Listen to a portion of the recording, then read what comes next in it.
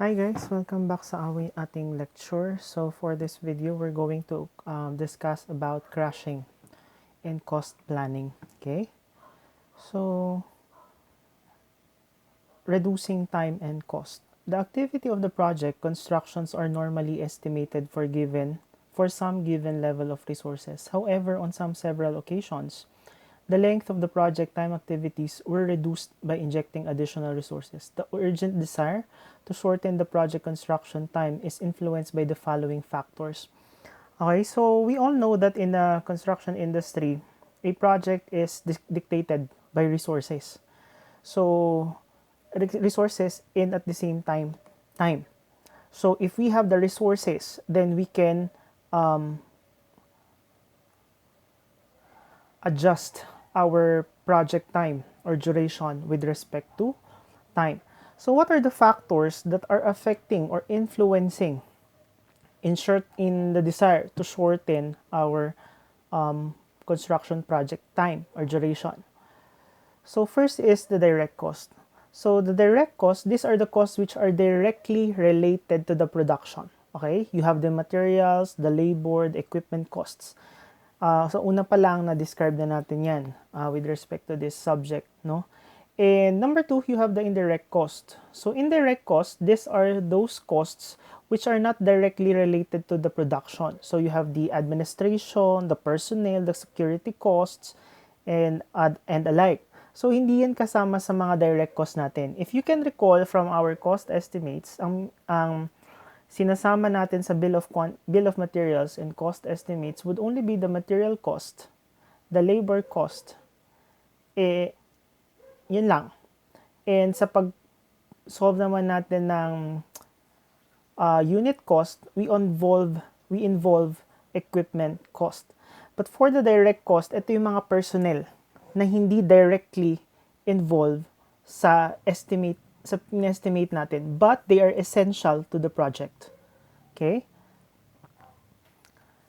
So, shortening project time causes, number one, to avoid penalties for not completing the project on time. Okay? So, isa sa mga pinakaayaw natin or iniiwasan natin is to acquire penalties due to delayed projects. Okay? Number two, to take advantage of monetary incentives for completing the project on or before the target date. Okay? So, isa sa mga advantage ng natatapos yung maagang project, yung nakaalat kasi na pang penalty if in case na mag-exceed yung duration for a certain project, meron nakaalat na budget yan. So, the advantage is, pag natapos ng mas maaga yung project, yung budget na yon would be an incentive na. Okay? Number three, to free the resources such as money, equipment, and men for the use of other project. Of course, if you are already a company, kung ikaw ay contractor na, you want to maximize your resources, like your equipment, your manpower. Okay? So, kung ikaw yung contractor na yon, of course, you will be thinking of expanding. So, paano mo ma-maximize yung resources mo? By maximizing your time well. Okay? Or using your time efficiently. Number four, reduce indirect costs associated with the project such as A. Facilities and equipment cost, B. Supervision cost, and number three, personnel cost. Siyempre, pag napabilis yung project duration natin, yung facilities and equipment, mababawasan din yung time ng paggamit. Mababawasan din yung days ng supervision. Mababawasan din yung personnel cost. Okay? So, nagiging advantage yon. Kasi minsan, mas nakakatipid pag nasa-shorten yung project time. Okay? The manager must have certain options at his command that will allow shortening of the time referred as crashing certain activities. And most obvious options are, okay? So when we say na iso-shorten yung time, ibig sabihin, we are referring to crashing. When we say crashing, we are trying to reduce the duration. Okay? The use of additional funds to support the following. Of course, kung isa-shorten mo yung amount of time, magdadagdag ka ng additional materials, magdadagdag ka ng manpower, or magdadagdag ka ng equipment and or yung mga yan. Okay? In order to maximize the time. And pag meron ka namang dinagdagan, meron ka rin namang i-relax at some point. Yung mga parallel activities na hindi naman critical. Okay? The goal in evaluating the time cost trade-off is to identify a plan that will minimize the amount of direct and indirect project costs. This will aid the manager in his making of irrational decisions on which activities, if any, to be crashed, and to what extent will the crashing be possible. In particular, the manager needs the following information. Ito yung mga kailangan mong information para malaman mo kung ano yung mga activities na dapat i-crash, ano yung mga dapat na activities na kailangan i-relax, and if it is feasible to do the crashing. When we say feasible, kung mas makakatipid ba or mas magiging practical in that sense, no? And yan. So you have the regular time and crashing time estimates for each activity. So you can have a comparison, regular cost and crash estimate for each activity. And number 3, a list of activities that are on the critical path. So pag nasa critical path yan yung kina-crash natin. Because if it is not on the critical path, ika-crash mo yan, nonsense. Hindi umikli yung duration ng project. That's why when we do crashing, ang kina-crash natin would be the critical activity. But there are also instances na pwede tayong mag-crash ng non-critical activity given na mas makakabawas yon sa costing. Okay? So, what are the guidelines? Those activities on the critical path are potential candidates. Okay, tulad ng sabi natin kanina, critical path are candidates for crashing. The shortening of non-critical activities will not have an impact on the total project duration. From the economic view, activities should be crashed according to crashing costs. The lowest cost should be crashed first. Yung pinakamura. Kasi nagtitipid tayo, okay? Titignan natin kung ano yung pinaka-practical na i-crash sa mga activities. The crashing should continue as long as the cost to crash is less than the benefits received from crashing. So, pag nagka-crash tayo, we make sure na mas mababa pa rin yung ating cost compared sa benefits.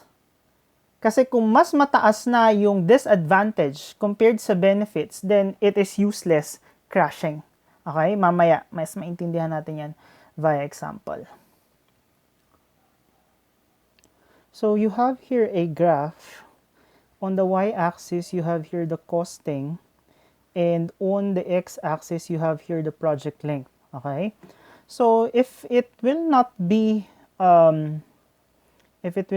crashed, ito yung itsura ng ating indirect cost. Okay? Now, if we are going to crash our activities, it is expected na bababa yung ating costing. Okay? Bababa yung total cost natin at an optimum level. Ibig sabihin, dito sa point na to, dito yung pinaka best number of crashing. Kasi, hindi porket crash ka ng crash, ibig sabihin, nakaka-reduce ka sa costing mo. It might be a case na dahil crash ka ng crash, take note, yung activities natin, naka-arrange yan from lowest to highest. Hindi mo napapansin na baka nag-exceed ka na sa indirect cost mo, kaya mas tumataas. Kaya nakita nyo dito, yung cost natin, it is decreasing, pero bumabalik siya pataas. Ibig sabihin, at the lowest point, dito yung ating optimum number of crashing. So, pag nandito na tayo, then, dun tayo mag-stop ng crashing. Okay? So this is the cumulative cost of crashing. Ito yung total cost of crashing natin. Okay? And yan, nasa-shorten natin yung ating period of project. Take note that the very goal of crashing is to reduce the project length, and at the same time, mabawasan din yung ating makabawasan and makatipid tayo sa ating costing. Okay? But then again, we need to make sure na dapat pag magka-crash tayo, we are on the optimum level. Okay? So crashing activities reduces indirect cost and increases direct cost. Katulad ng sinabi natin kanina, indirect cost, ito yung ating personnel. So mababawasan yung days ng pag-supervise nila. Of course, pag nabawasan yon, mababawasan yung mga pinapasahod. Pag mag-increase tayo ng direct cost, we're going to add up materials, equipments, manpower. Okay? The optimum amount of crashing results in minimizing the sum of two type cost. So pag nasa optimum tayo, it is expected na mas mababa dapat ang ating costing. The benefits might be in the form of an incentive payments for early project completion as part of the government contract, or might reflect savings in the indirect project cost, or both. So then again, dapat pag nag-crashing tayo, nasa optimum, to make sure na mas nakatipid tayo sa ating project. Okay? Crashing procedures. Number 1, obtain an estimate of regular and crash time plus the costs of each activity. Number 2, determine the length of all paths and their float time. Number 3, determine which activities are on the critical path. Number 4, crash the critical activities in the order of increasing costs as long as the crashing costs do not exceed benefits.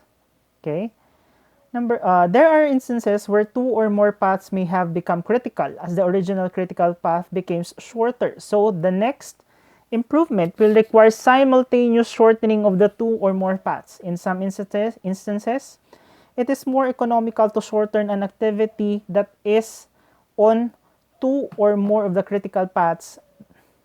This is correct if the crashing cost for a joint activity is less than the sum of crashing one activity of each separate path. Okay? So, there might be a possible or mataas ang possibility na pag nag-crash tayo ng activity, may dalawang parallel line na magiging critical path. And pag ganon, it is better to check kung meron bang parehas na activity na pag crinash natin, dalawa, mas mababawasan yung dalawang critical path. Mas makakamura tayo sa ganun. Kesa, titignan natin individually, tapos ika-crash natin yung isa, tig-isang parallel path. Okay? So, mas makakatipid tayo if may isa. So, we check it muna kung meron bang isa na which is similar to both path. Pag wala, then dun tayo magpo-proceed sa tig-isa. Okay, let's try here an example. So, that's for the part 2 of the video.